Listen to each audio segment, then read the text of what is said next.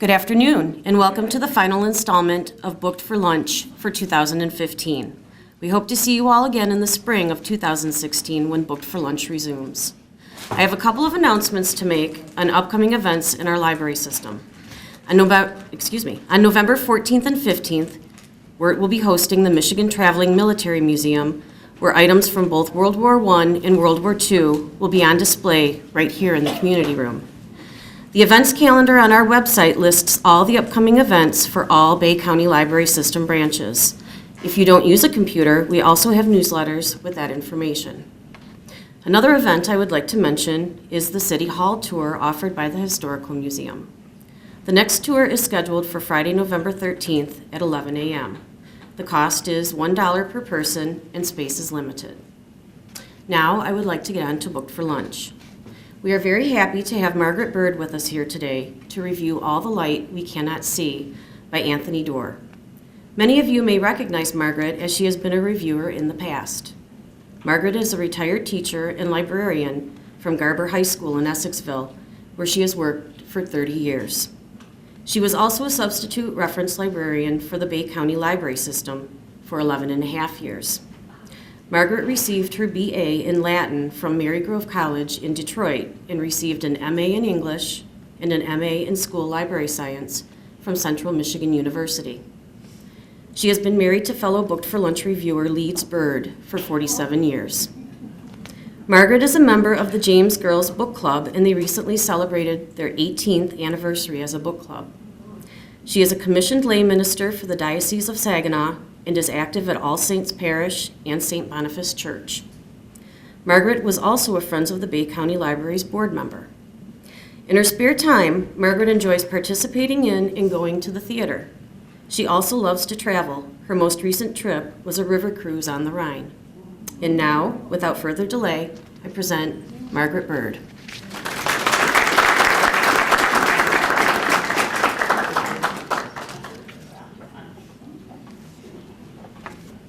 Thank you, Renee.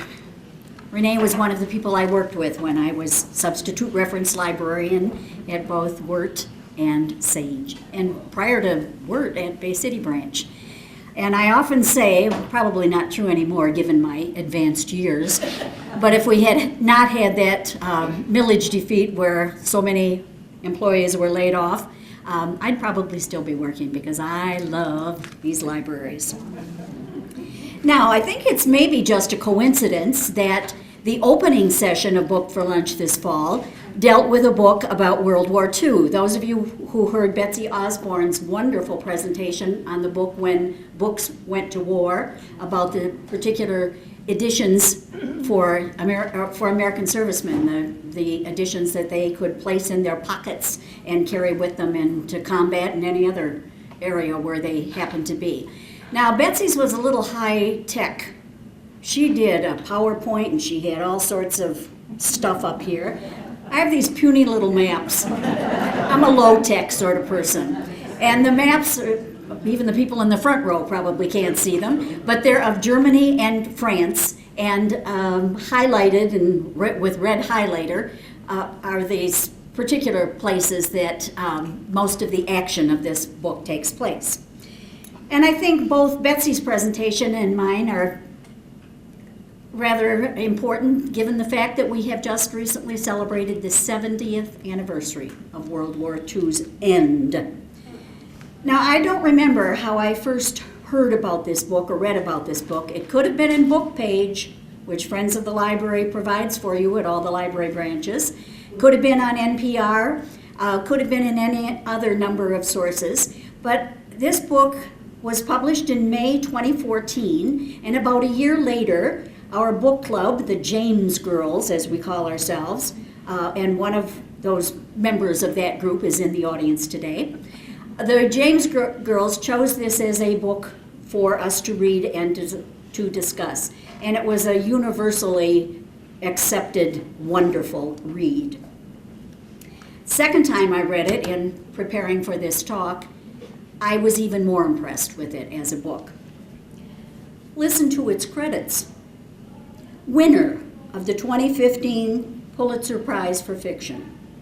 Winner of the 2015 Carnegie Medal for Excellence in Fiction, a finalist for the 2014 National Book Award, one of the 10 best books chosen by the New York Times Book Review, one of the 10 best of 2014. This book has been on the New York Times bestseller hardcover fiction for 76 weeks. Now that's almost as long as the book's been in publication.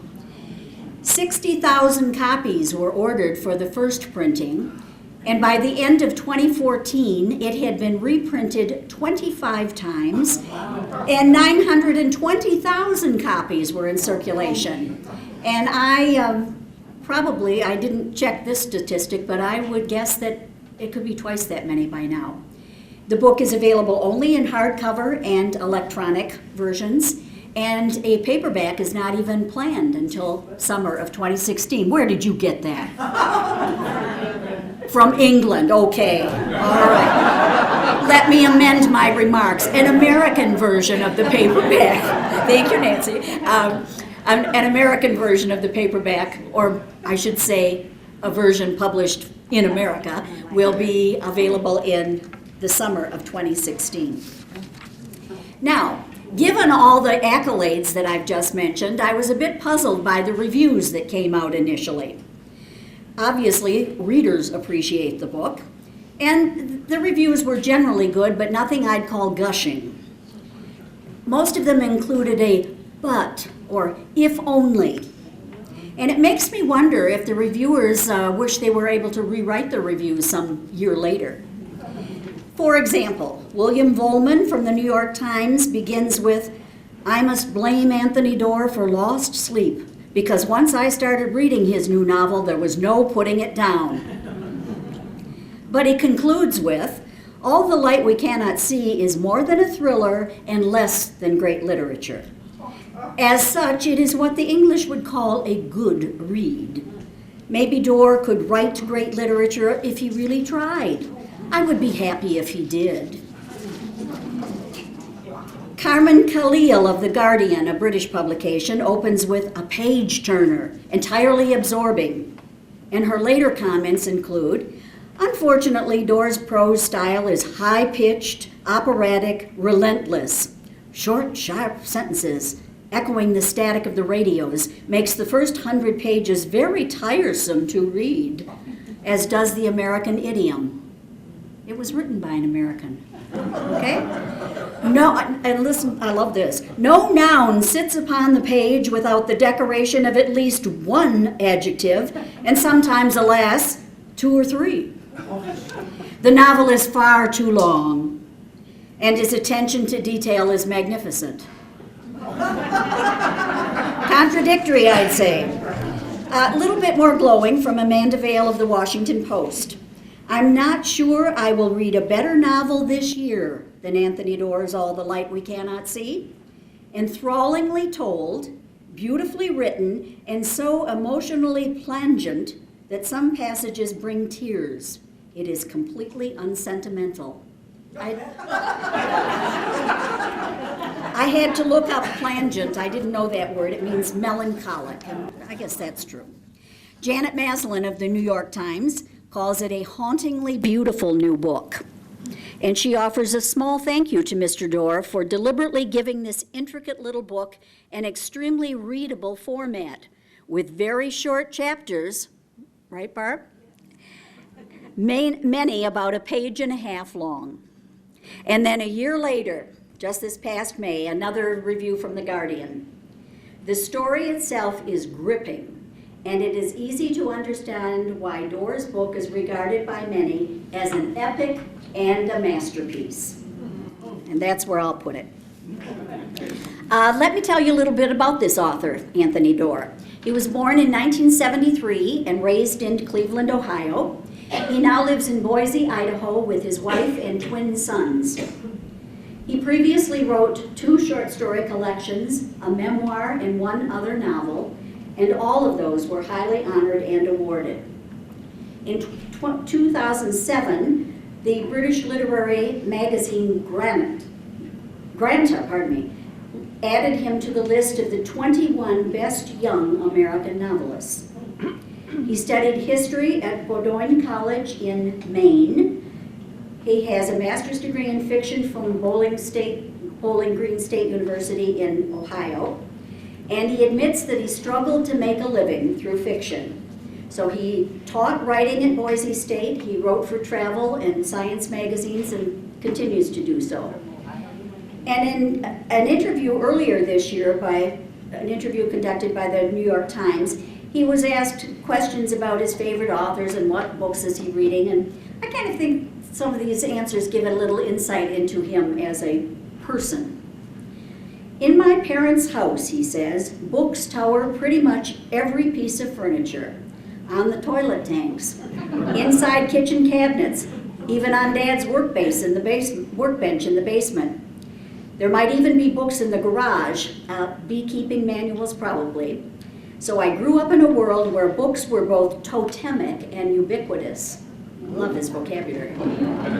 On Wednesday nights, my brothers and I were allowed to bring books to the dinner table and read while we ate.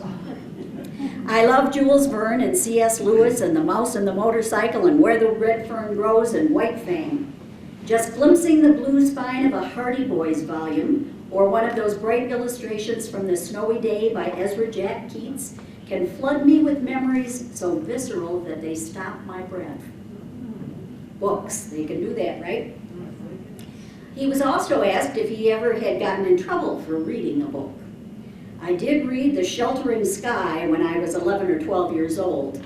Mom, what's hashish? But I don't think I got in trouble for it. On the contrary, I was incredibly blessed because neither my mother nor the local librarians ever said, this is outside your age range. You can't handle this, Tony. They trusted us to make our own paths through books, and that's very, very empowering. Now, I have to admit, I did not know The Sheltering Sky, so I looked that up. It was written by Paul Bowles in 1949, and it is about it's fiction, a couple who are struggling in their marriage. They're from upper state New York, so they go to North Africa to try and straighten things out. Not sure that's the wisest way to handle their marital problems. And basically the story involves them as they learn what dangers they actually face and how ignorant of the culture they are in this particular environment. Probably not good for an 11 or a 12-year-old. If you had to name one book that made you who you are today, what would it be? And he begins by saying, this is a strange answer. Be True to Your School, a diary of 1964 by Bob Greene. I don't remember much about the book itself, but our 10th grade English teacher, Mr. J, had us read the book, then keep a daily journal. I fell immediately in love with the ritual, the work of transcribing my days into sentences. When summer arrived, I didn't stop. I haven't really stopped since. I like to think that maintaining that practice all these years, translating experience into language, has helped me become a more attentive person. I'd say it worked because he spent 10 years writing this book. I also think his answers are a credit to parents, teachers, librarians. So if you fit in any of those categories, congratulate yourselves. The book began with a trip to Saint-Malo, and Saint-Malo is a town in France where much of the action of this book takes place. It's on the northwestern coast. It's up there on the map, trust me. And it's a resort town in Brittany. And he explains how he began then with this visit to Saint-Malo. You walk its cobbled lanes, you smell the tides, you hear the echoes of your footsteps, and you think this city has survived for well over 1,000 years. You walk, you smell, you hear, you think. Very engaged. But Saint-Malo was almost entirely destroyed by American artillery in 1944, in the final months of World War II, and was painstakingly put back together, block by granite block, in the late 1940s and early 1950s. that a place could so thoroughly hide its own incineration and that my own country was responsible for that incineration fascinated me. What a way to get started on a book. Okay, now I've been talking kind of around the novel, so it's time to start talking about the novel. And what questions do people frequently have when you're finished, probably finished, maybe when you're picking it off the shelves? What's the title mean? Doerr says, it's a reference first and foremost to all the light we literally cannot see. That is, the wavelengths of the electromagnetic spectrum that are beyond the ability of human eyes to detect. Radio waves, of course, being the most relevant. It's also a metaphorical suggestion that there are countless invisible stories still buried within World War II. That stories of ordinary children, for example, are a kind of light we do not typically see. Ultimately, the title is intended as a suggestion that we spend too much time focused on only a small slice of the spectrum of possibility. Now, I think you can tell from this quote that the author has quite a scientific background, and the radio plays an important part in this novel. I call it one of the characters of the novel. And the author does say, along the way, the novel became a book about radio. How did the Reich use radio to hammer a warped nationalism into the minds of Germany's poor? And how did brave souls use radio to resist German occupation? Not just in France, but throughout Europe. I also wanted to conjure a time when it was a miracle to hear the voice of a distant stranger in our homes, in our ears. We almost get too much of that, don't we, these days? Too much coming into our homes and our ears. This book, 500 plus pages. It's divided into 14 sections, moving back and forth in time. This is where it gets complicated. I'll try to tell you about the plot later. Specific chapters are dated in August of 1944, and that toward 9, 10, 11, right in that area, shortly after the liberation of Paris. So it's toward the end of this part of the war. Other other sections, I should say, go back as far as 1934. And the chapters within those sections switch back and forth between the two main characters. So it is, I found myself having to turn back. Is this 44 or is it earlier? So it does get, I don't want to say, well, I guess I will say complicated sometimes to keep track of where you are and what's going on, but it's well worth it, let me tell you. The chapters within each sections are not numbered, but the author's count is 187 chapters. Each chapter does have a title, and the chapters are very short, sometimes only a page or even shorter than a page. And the author says he did that deliberately. He included a lot of white space so readers can stop to reflect on what they've just read instead of flipping the page and hurrying on to the next section. I kind of like that. It does give you time to, and especially when you're shifting in time. The setting, as I mentioned earlier, is primarily two locations in France, Paris and Saint-Malo, the little town, and in Germany, Zollverein and Schruppforta. Pardon me if I slaughter those pronunciations. Zollverein is about 400 miles northeast of Paris, and that's where the other main character in the novel begins his story. So we've got this distance to deal with. Now, as I mentioned, it's a little difficult to deal with a plot of a novel over 500 pages plus the shifting time and the shifting points of view. But I'll try. I'll start with Marie. Marie-Laure Leblanc is the little French girl who's the main character. I'll tell you a little bit about her early life and do that with Werner Finnick, who is the German character that we're mostly concerned with, and then concentrate on the time, as you might imagine, those of you who haven't read the book, their lives intersect. Marie's mother dies when Marie is born. She lives with her father, who is gotta get his title right, the Master of the Locks at the Natural History Museum in Paris. And there are only 12,000 locks that he's responsible for.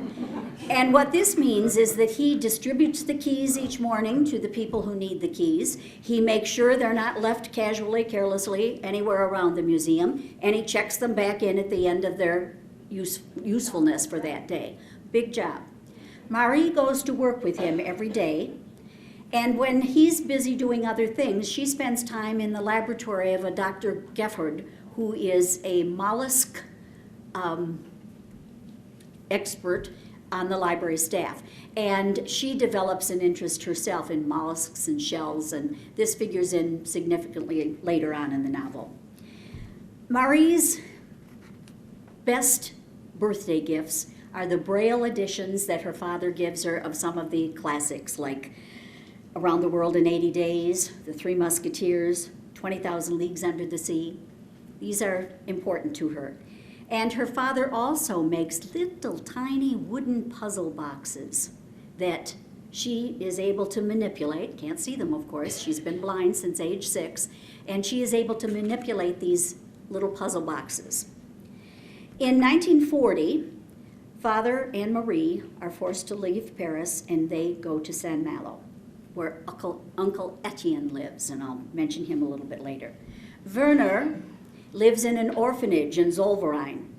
And that orphanage is in the city where there is a 4,000-acre coal mining complex. And Werner's father died in those coal mines. He has a younger sister, 2 years younger than he is, Jutta. Both of them live in the same orphanage. And Jutta has a skill at drawing. Werner has a skill at building and repairing radios. He builds a shortwave radio that can access transmissions from France, and he and his sister, and he shares this with the other people in the other children in the orphanage. He shares the opportunity to listen to these radio broadcasts, and they happen to be broadcasts about science, the science of light, quite frequently, and they happen to be transmitted by a relative of Marie. Because of his skill, maybe not such a good thing, although it probably would have happened anyway, Werner is recruited for special training. He's accepted at the school at Schulpforta, which is actually a training academy for Hitler youth. Now, I tell you this, certainly he didn't have an happy early upbringing, certainly no fun being part of Hitler's youth, but I find Werner a very sympathetic character. And maybe you'll think about this as I tell you a little bit more about him. Initially, he uses Jutta, his younger sister, as his conscience. She's very straightforward. Why are you doing this? Don't you think you should? Couldn't you have? And he has answers to all our questions, but it does make him think. So see if you can decide if a young Hitler youth can be sympathetic. Other characters we need to know are Marie's father, Daniel, the master of locks, the builder of these little puzzle boxes, and even more fascinating to me, he builds entire models of the city of Paris neighborhood where they're initially living and the city of Saint Malo. And the model that he makes of Saint Malo has 865 buildings in it. I wish I could have found a picture I can't even imagine it, but this little model is what teaches Marie to be an independent person. She knows how to count the steps. She knows where there will be an intersection. She knows where to be frightened and where not to be. And if she doesn't know and doesn't learn it on her own, Father teaches her, and there's a section where it's, oh no, don't make her do this. He's insisting she has to find their way home. He's not going to help her. And I mean, it sounds like tough love, and I guess it is. Etienne Leblanc is Daniel's uncle, the father's uncle. He lives in Saint Malo, but he is a veteran of World War I, and has not left his house since he came back from the war. The Germans, we need to know, Werner Fennig, I already mentioned, the other main character here. There are several, I call them minor German characters, but we do need to pay attention to them. Frederick is one of Werner's first roommates at the training school. Dr. Hauptmann takes a liking to Werner and puts him to work in his laboratory, and in that laboratory he's given opportunities to work even more with radios, not just because it's a nice thing to do, but because it's certainly going to help the war effort for the Germans. Frank Volkheimer is another character. He's an older cadet at the school and supervises Werner's work, but then they also become part of the same unit of service. Sergeant Major Reinhold von Rumpel. Good name, huh? He's a gemnologist.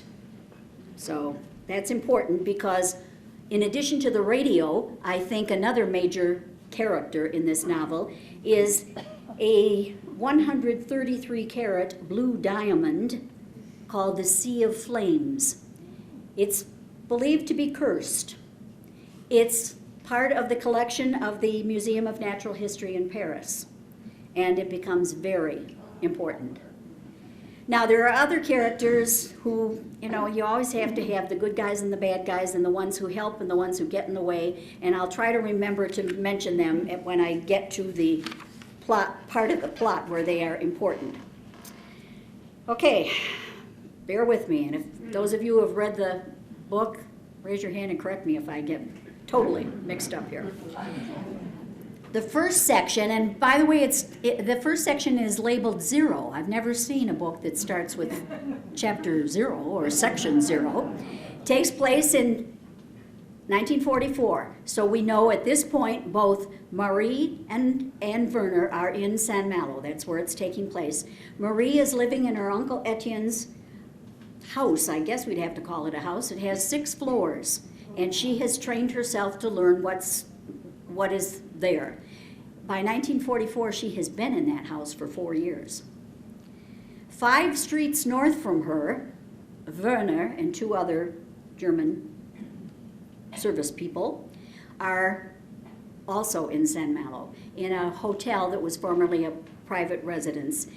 This is 2 months after D-Day. Much of France has been liberated, but not Saint Malo. So here they are. And every time I mention 1944, remember that we're dealing with Saint Malo and both the characters are present. Okay, I've told you a lot about these early characters, and I think this might give you a little idea of the importance of the light and Werner's ability. This is early in the book when Werner has repaired one of these radios, the one that gets the shortwave radio transmissions from France. And one night, Werner and Jutta tune into a scratchy broadcast in which a young man is talking in feathery, accented French about light. Here's what he's saying. "The brain is locked in total darkness. Of course, children," says the voice. "It floats in a clear liquid inside the skull, never in the light. And yet the world it constructs in the mind is full of light. It brims with color and movement.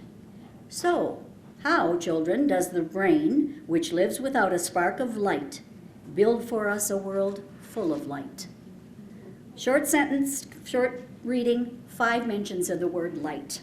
And the second time I read this book, I was astounded at how many times I had missed all those references. So here are these 2 kids. They're just, little kids listening to the radio, something to entertain them, and this is what they hear. Okay, that was in 1940. Okay, during this time, Paris is under siege, and Father and Marie are forced to leave. The museum has taken care of all of its treasures that it can, its collection that it can safely preserve. But that diamond is really something that's going to be hard to preserve. 3 fake diamonds are made. So there are 4 diamonds. 4 different people are given the diamonds and sent off in different directions out of Paris. No one knows who has the real and who has the fakes. So there's the mystery, there's the thriller aspect of the book, I think, coming in. And this forced migration from Paris sadly reminds me of what we've been seeing recently on national news programs of refugees fleeing. And this is, I think, an example of the kind of wonderful description that Anthony Doerr does. This is father and daughter leaving Paris. They were given train tickets, but the trains aren't running. So what do? They walk all morning. Paris thins steadily into low houses and standalone shops broken by long strands of trees. Noon finds them picking their way through deadlocked traffic on a new motorway near Vauclin, a full 10 miles west of their apartment, as far from home as Marie-Laure has ever been. At the crest of a low hill, her father looks over his shoulder. Vehicles are backed up as far as he can see. Carryalls and vans, a sleek new cloth-top wraparound V12 wedged between 2 mule carts.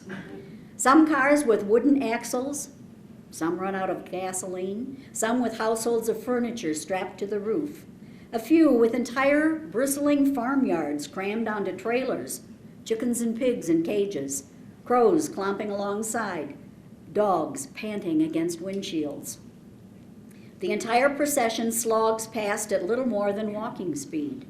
Both lanes are clogged. Everyone staggers west anyway. A woman bicycles wearing dozens of costume necklaces. A man tows a leather armchair on a handcart.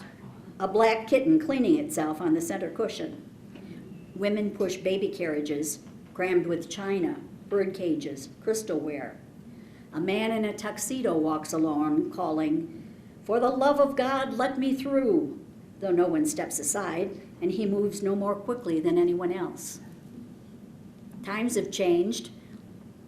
The stuff that people take with them change, but it's still a removal from home, giving up all that's known to them. The distance, by the way, I forgot to mention that. The distance that they will be walking turns out to be 250 miles. They have a ride for part of the way, but the vehicle they're riding, it's a furniture van, runs out of gas, so they continue walking. And their first destination was supposed to be not quite that far away, but the man who was to take them in, a friend of the director of the museum, has already left. He's gone to London. So they keep walking to Saint-Malo, where Uncle Etienne, the father's uncle, lives. It's Marie-Laure's great uncle. When they get there, Madame Manec, another very important, minor character, but very important, housekeeper, cook, kind of overseer of the entire house for Uncle Etienne, welcomes them. And Marie-Laure does not see Uncle Etienne for 4 days. He's a recluse. He keeps himself hidden away in one little room that is his safe place, I guess. Meanwhile, this is happening, with Father and Marie.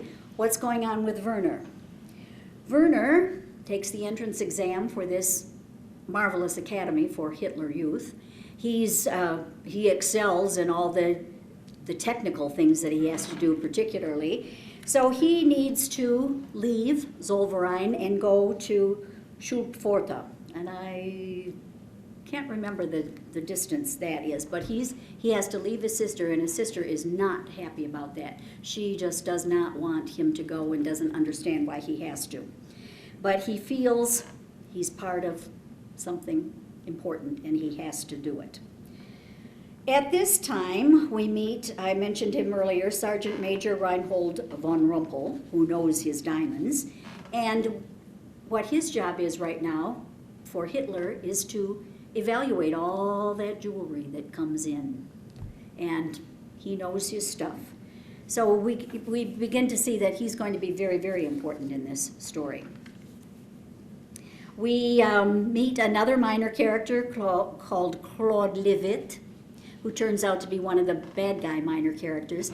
He watches Daniel, Marie's father, measuring distances and counting things, and he thinks this guy is going to, he's got something in mind, maybe destroying some of these places in San Malo, so he reports him.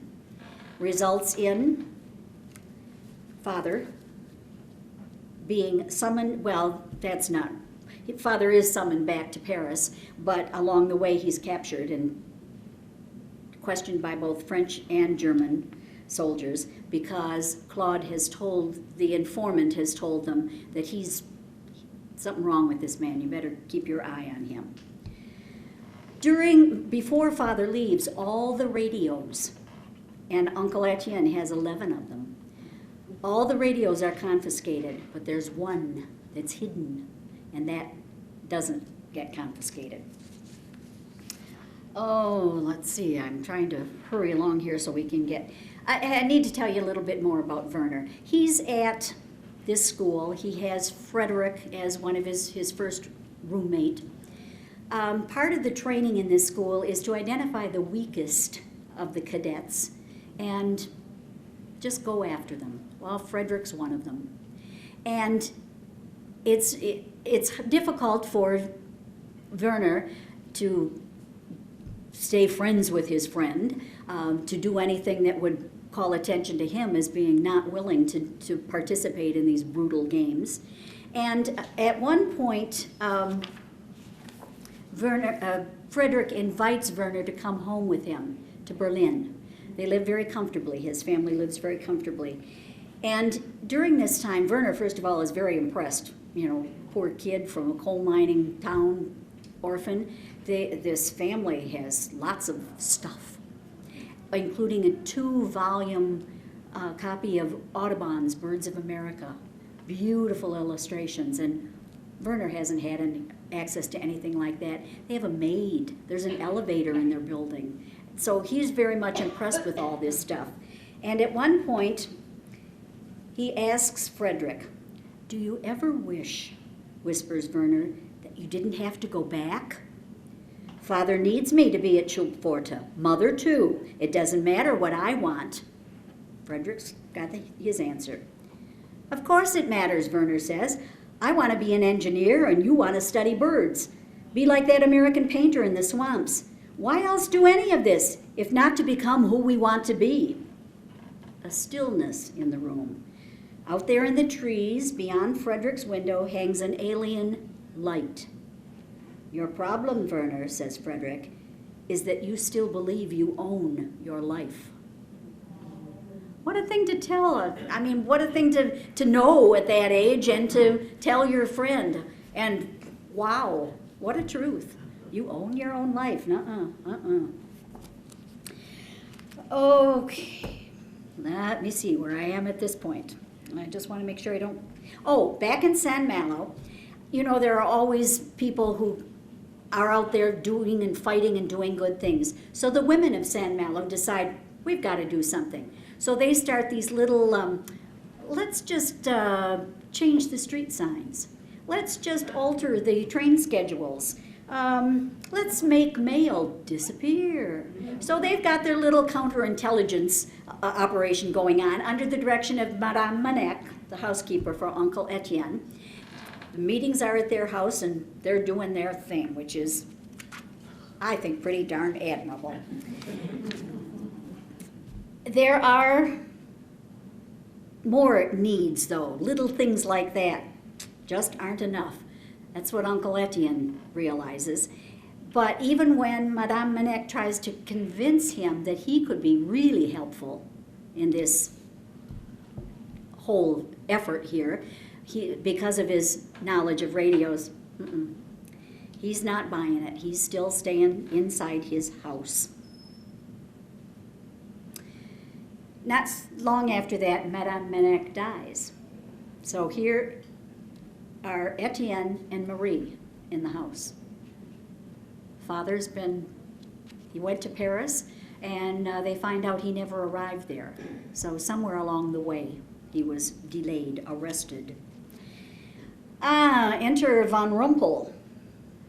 He actually gets into Etienne's house. He finds the model of Saint Malo, and he believes that's the source of where the diamond must be hidden. Marie, in the house, climbs to the garret, the attic, as high as she can get away, and Von Rumpel is kind of making himself known all around the house, getting very well acquainted with it. Now, the ladies of Saint Malo have gone beyond just these little prankster things, and they are now smuggling messages. How do they do it? The baker gets involved. She bakes these little coded messages into loaves of bread. Marie is the courier. She picks them up, brings them back. They are very much an important part of the whole ability of these people to defend themselves.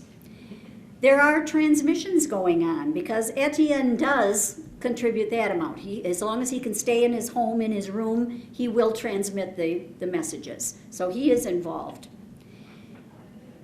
Now, Von Rumpel, remember, still looking for that diamond.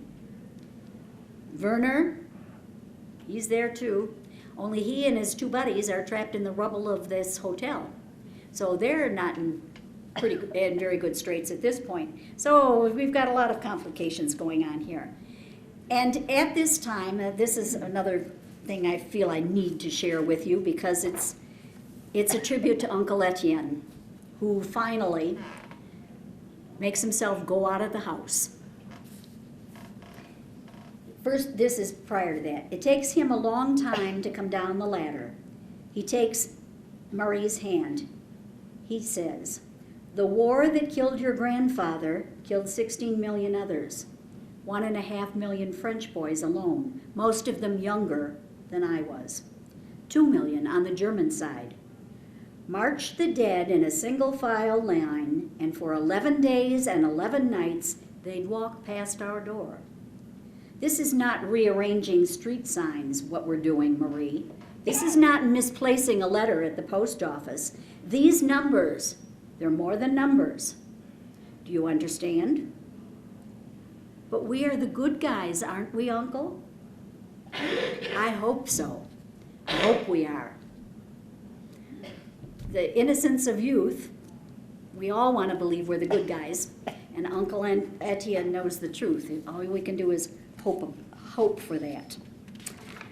Oh, such a big, long, rich story. I just hate to skip anything, but I have to. I've already mentioned to you that Werner and Frank, the one who had been his supervisor at the school, has kind of managed him in the laboratory. They are trapped in this rubble. But Marie, she just can't stop. She has to keep transmitting. The radio's there. So she starts reading the book, 20,000 Leagues Under the Sea, so it can be sent out over the airwaves. Later, this is during the same time period in 1944, but earlier than August, earlier in the war going on. Werner sees an antenna. He recognizes an antenna on the house, on Uncle Etienne's house. He watches Marie. He follows her. So does Von Rumpel. Marie takes refuge in the grotto, which is should be a safe place, and it is for her here, that one of the other strange characters in the novel, they call him Crazy Hubert, another disabled World War I veteran, has taken her earlier to the grotto and given her a key so that she can get in this. It's right on the edge of the ocean. And Marie is able to find safety there when Von Rumpel comes after her and quizzes her. But she's late getting back. And Etienne leaves the house to go find her. First time he's left the house in over 20 years. Now, Etienne finds that there's more reason for him to get involved. So he starts going out at night and doing some reconnoitering. He's mapping things. Werner, remember I told you he's a sympathetic character. He's been watching Marie. He's been thinking about her. He's been protecting her because he doesn't share what he knows with the other guys. Well, I guess there's only Frank left at this point. The other man had died, the other man who had been in the rubble. And this is where we get to the point where their lives really converge. Marie has been by herself for 5 days. No food, no water. She's, I think, poor thing, doesn't know what else to do. So she's playing records. Clair de Lune is the record that she has a copy of. She starts playing it, turns the volume up real loud and says, "Come and get me." Werner hears her, Frank hears her, and Von Rumpel, who's downstairs, hears her. So, it's time for action. Frank leaves. Werner comes to the house. Von Rumpel is right upstairs where the wardrobe with the secret passage to where the radio is. Von Rumpel's arrived up there. He is startled when he hears the door open, Werner coming in. He bumps his head, drops the candle he's holding. Sounds like something's going to happen, right? And this is the point at which, da-da, Werner comes to the rescue of Marie. Now, I have to tell you, at this point, I love it because, of course, this has to happen. But this is one point at which I think the book gets a little romantic because poor Werner, and I can understand him, oh, I wish this never had to end. I wish we could just be together. He has fallen in love with this girl whom he's never met. But I think this is after the rescue, and I'm not going to tell you all that happens, how the rescue occurs, when he and Marie are actually in the same room, face-to-face company. He has told her where there's water. She's just gulped a big drink. He says to her, "You are very brave." She lowers the bucket. "What is your name?" He tells her. She says, "When I lost my sight, Werner, people said I was brave. When my father left, people said I was brave. But it is not bravery. I have no choice. I wake up and live my life. Don't you do the same?" He says, "Not in years, but today. Today maybe I did." So there's, I think, his redemption. His redemption, we'll just call it that. Okay, now some of you are going to get mad at me. Okay, no spoilers. In fact, that's probably why you'll be mad at me. From this point on, about the last 50 pages, I could not stop reading. Nancy said she stayed up till midnight last night to finish the book. I didn't want the book to end, but I needed to know what happened to these people I had spent so much time with. The last two sections of the book take place in 1974 and 2014. So you know there are survivors, but I'm not telling. I don't want to spoil your discovery of who did and who did not survive. Now, there's one chapter in this section, and those of you who have read the book, you may or may not agree with me, kind of bothered me. It takes place in 1945, and there are two very short chapters, one headed Paris and one headed Berlin. And I could have done without the chapter on Berlin. So if you want to ask me about it later, you can. I do want to read a section from the 2014. It's a section that has only one short chapter, and it's the only chapter that doesn't have a title to it. There is one of the survivors reflecting on the contrasts and the connections between the 40s and 2014. Maybe you can guess, but I'm not telling.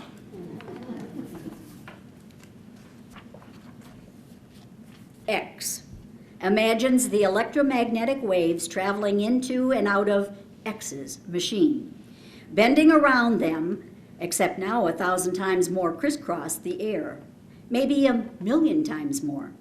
Torrents of text conversations, tides of cell conversations, of television programs, of email, vast networks of fiber and wire interlaced above and beneath the city, passing through buildings, arcing between transmitters and metro tunnels, between antennas atop buildings, from lampposts with cellular transmitters in them, commercials for Carrefour and Evian and pre-baked toaster pastries, flashing into space and back to Earth again.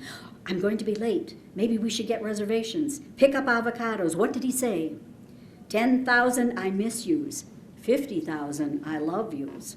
Hate mail and appointment reminders and market updates, jewelry ads, coffee ads, furniture ads flying invisibly over the Warrens of Paris, over the battlefields and tombs, over the Ardennes, over the Rhine, over Belgium and Denmark, over the scarred and ever-shifting landscapes we call nations. And is it so hard to believe that souls might also travel those paths?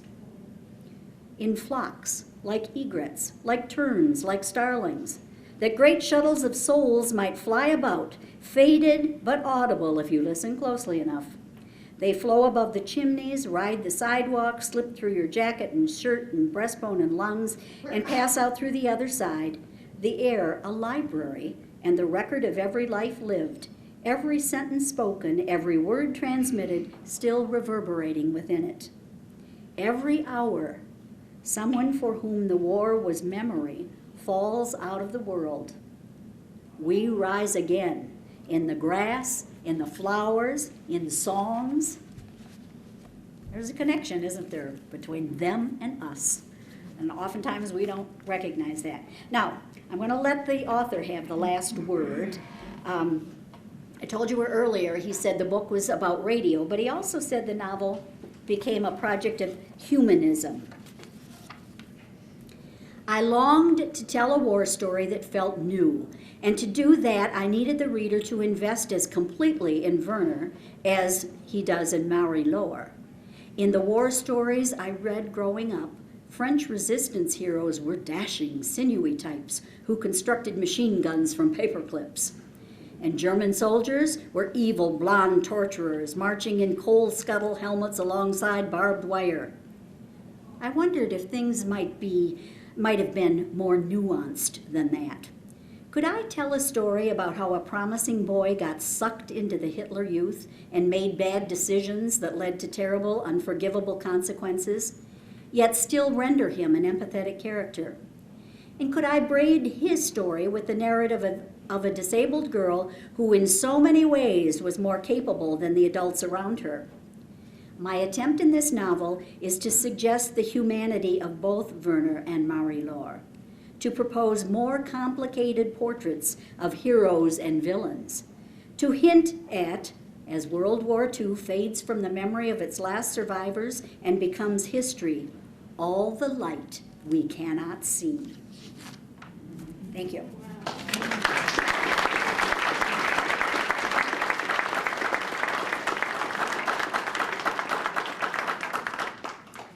Not sure about questions I might be able to answer or questions you may have, but I'll give it a try. It's an easy one. It's not a question, it's a comment. When you mentioned the time-shifting aspect of the story, that reminds me of one of the best stories we had time-shifting. It was Slaughterhouse 5 by Kurt Vonnegut Jr. It's part science fiction, it's part general fiction, and partly inspired by truth that he was a POW during World War II in Europe. So if you like this story, it seems like they have that aspect of common. It sounds like. I don't know if everybody heard that, but Steve commented that Slaughterhouse 5 is another one of those great time-shifting stories. You find the diamond? Oh, the diamond. I almost forgot about the diamond. That's right. I wonder what did happen to that diamond. Who do you think had the real one? Anybody who hasn't? Daniel? Who said Daniel? Did you read the book? Oh, Sandy, you gave it away. Yes, Daniel had the diamond, but he didn't take it with him to Paris when he was summoned back to the museum. He left it in Saint-Malo. Where? Where? Remember those little puzzle boxes that he could construct? And that big model with 865 buildings in it? It's where it was. Yes?